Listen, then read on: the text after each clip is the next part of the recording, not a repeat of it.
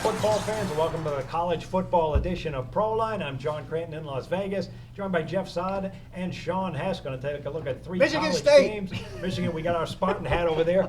We are going to start with our bonehead plays of Bonehead the week. And I don't know if we have enough awards to give out after this week. Boy. Sean, what was your smart call Is play there of the a week? doubt? Come on. Wow. I mean, this Colts-Patriots game last night, and I'm watching it, and I still don't know what the reason was. And I never saw a formation quite like that before. And you're talking about giving New England a chance down around, the 20-yard line in the first half to score. Well, it was the second half. No, that play was before the first half. You talking about the funky fourth down that play? fourth down thing. No, that was second half. Was it? Yeah, I thought yeah, it was second second half. It was Yeah. third quarter. It was Okay, fourth well, I and got three. out It of was there. around like the But what was 40s. he thinking about? I mean, wasn't I don't understand. He was rolling the dice. That's Rolling the dice. How about throwing him in the street? I mean, that and the onside kick, that wasn't the smartest. That was the first half. That was the yeah. first half. That was the first half, yeah. But I He mean, was trying to catch him off guard, I guess.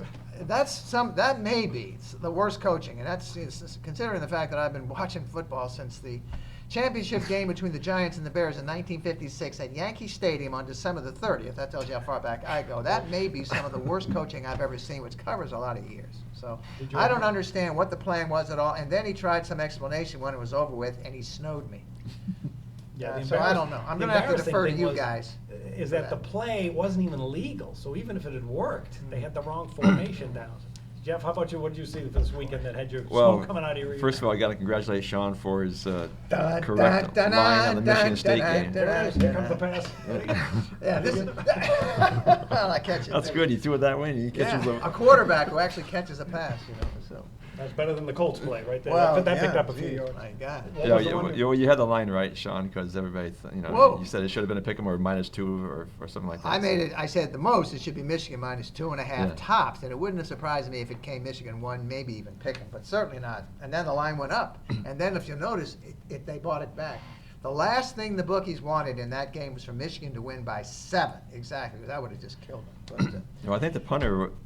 I know they say they should have fallen on it, but I think he's Yeah, thinking. I'm thinking if, just if, and I'm if on he the other falls on it, side. there's still time left for Michigan State to It would have run been one more nothing. play. It would have been, 3 seconds? So I'm just probably thinking I got to get this off somehow, and Yeah. then he did. You're right. He just got Yeah. caught up in the moment. He should have just fallen on the ball. But it wasn't a perfect snap, though. No, it's well, it's not totally his blame. No, but it's just it's. Yeah. And then, here's something we never talk about. I'm just going to throw it out there. These celebration things that these guys do, and for years I've wondered about, like when they win the World Series or something big, these guys and they're jumping on each other, like at the World Series. I mean, we're talking, this kid got hurt. He's got a long name, and I can't think, Winston something. He's in the hospital, out for the year. Yeah, they that's broke right. his Yeah. hip. And this is a kind of injury, when he gets up into his 50s and stuff, he's going to feel that. I mean, he's never going to be over that. And I don't understand why they do that. These World Series winners, these guys that are just a cleat could hit a guy's ankle. You could get smothered. You could get smothered down there. I don't understand why they allow that. I really don't. So, I mean, somebody obviously I'm surprised there hasn't been more injuries than there have already been. I would agree, yeah. And the coaching staff should meet with these guys and say, just temper it down a little. We don't want to lose we a don't guy want, for don't the kill year. our own guys for crying out loud. I mean, my God. Well, I'll give my bonehead play also to Chuck Pagano. My advice to him is take that fourth down play and put it in mothballs because it was a catastrophe from the beginning. In fact, I have a photograph of their pregame strategy for that game, and then there it is right there. Not exactly high on the list. All right, let's get to some college games going this weekend. Let's start with the Texas A&M Ole Miss game. You got Ole Miss at home opening up 4 and now up to 6-point favorite. And this is a rematch of a game a year ago that Ole Miss, A&M was a 3-point favorite, but Ole Miss won the game 35-20. Texas A&M had plenty of yards, but really the key matchup was the Ole Miss ground game with 160 yards rushing. A&M had just 54 yards rushing. But A&M comes in as a dog here, but playing pretty well. 5-1 straight up, 4-2 against the spread. A veteran team that was very young last year, a lot of speed on offense. Kyle Allen, 14 touchdowns, 5 picks. The catch is he's off a game against Alabama where he had 3 interceptions. They just got steamrolled at home against a Bama team that I have to wonder, Sean, do we overlook Bama, or are they just starting to peak at the right time? If you remember, right, we talked about this Texas A&M quarterback last week. He's a great kid. He's got incredible numbers, but what's the one thing that was against him? He's a sophomore. He hasn't been in a lot of those kind of hype. And he not only throws 3 interceptions, we're talking 3 pick sixes. That might be some kind of record.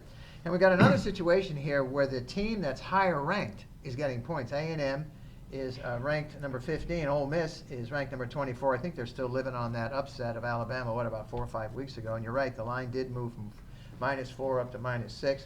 This will be a 7 p.m. Eastern Standard Time game. ESPN's going to cover it. Southeast Conference West Divisional game, so it's important. You're right, A&M 5-1 straight up. They were on a 5-game winning streak. They do cover numbers generally, 3-2-1 against the bookie. They're 2-1 in divisional play. And that one loss with Alabama last week was a home dog of 4, 41-23, and A&M has a chance to run the table, though. I mean, look at the rest of their schedule. They do end the season at LSU. They'll be probably a short underdog to LSU in Baton Rouge. It's a night game. That'll be November the 28th. This is revenge for A&M, but boy, after what they looked like last week. I mean, they lost last year at home to Ole Miss, 35-20. John, as you already said, is a home favorite of 3.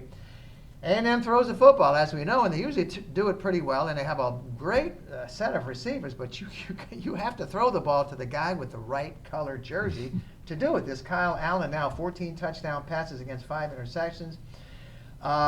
But those 3 interceptions to Bama, because we talked about Bama before. This is a team that doesn't really cover SEC games when you think about it, but they always step up in these major games. And as my man over here, Mr. Sad once said, I'm done betting against Nick Saban in these major games, and he's right.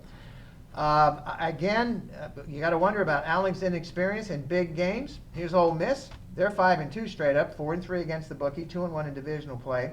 And they were just wire-to-wire spanked. Boy, I never saw this coming. It wasn't a game on my card or anything. As a road favorite at 10 by Memphis, 37-24. They were actually up, Jeff, I think 14-0 in the game. Oh, yes. And just, I mean, this is going to be like Georgia and Tennessee, up by 21, and you can't hang on to win, at least win the game. But Ole Miss quarterback Kelly, he's mobile, 16 touchdown passes, 7 interceptions, and he's behind an entire offensive line that is returning from last year. So they got good experience here. I don't know. Ole Miss, 4-0 straight up at home. They're 3-1 against the bookie, so they do cover at the house. It's not a game it's like the BMI card, but again, I don't know that this A&M quarterback has the experience to step up against this team. And if I had to lay, I would lay it. I'm surprised the line did move. I made the number about 3.5 or 4, which I thought was decent. It came 4, but it moved to 6 already. It might even go to 7. I think at 7, some of the wise guys will buy it back. The books just have to worry about the middle. And we talk about before, which nobody talks about. When you make a number on a game, you have to be concerned about the 6-point teaser, because 6-point teasers are big in this town. So a lean to Ole Miss, but it's probably not going to be in my card. All right, well, this Ole Miss team is covering games at home, 4-1 against the spread. On the other hand, when they face a team with a winning record, just 1-6 against the spread. Hugh Freeze got this terrific transfer quarterback, and Chad Kelly, he's a mobile threat. He's having a great season, 16 touchdowns, 7 picks, over 2,200 yards. Of course, they did go up against that great Bama defense, put 43 points on them, although they did get outgained, so there are concerns about the defense. And then the game you mentioned that they played Saturday, boy, they got blindsided by a Memphis team that's actually undefeated very quietly. Easy. It looked easy. And then, that's right. They blew the early lead. They do have one of the injuries to the Nimdichki brothers, Robert, who's just a tremendous talent. He has a concussion. That's something to watch for this week. So really, when you look at it, Ole Miss has terrific defensive talent, Jeff. Texas A&M has a lot of speed on offense. What do you lean toward here, offense or defense? Well, offense. I was thinking, I'm not crazy about the game either, but if I had to pick it, I'd probably go with the over. Obviously, you can't win. You got a number? I haven't seen one. Well, it's going to be 78. 50. As we're doing the show, we don't have the number yet, but it'd probably be in the 50s or maybe high 50s. Yeah, high 50s. Yeah, but obviously you're not going to win any games with throwing 3 pick sixes. Kyle Allen was 20 of 40, 263 yards and a TD. But A&M only rushed for 32 yards and 1.3 yards per carry, but they were behind. They were playing catch-up. Alabama had 258 rushing yards. They had no answer. A&M had no answer for Derrick Henry. Ole Miss won last year. In 2013, A&M won 41-38 as a 7-point favorite. 2012, A&M won 30-27 as a 12.5-point favorite. So Kevin Sumlin is 0-3 against the spread against Ole Miss since he's been there, 2-1 straight up. And Sumlin's also 0-4 against the spread off a double-digit loss when he's been at Texas A&M.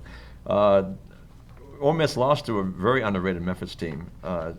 Memphis scored 31 unanswered points. Ole Miss, Laquan Treadwell had a good game. 14 catches, 144 yards. QB Chad Kelly, 33 of 47, 372 yards, 2 TDs, but they just couldn't stop that Tiger offense. I mean, they racked up 491 total yards. So Hugh Freeze is 10-4 against the spread off a loss at Ole Miss, but I would lean toward Ole Miss, but it's not going to be a play for me. But if I had to do anything this game, I'd probably go with the over.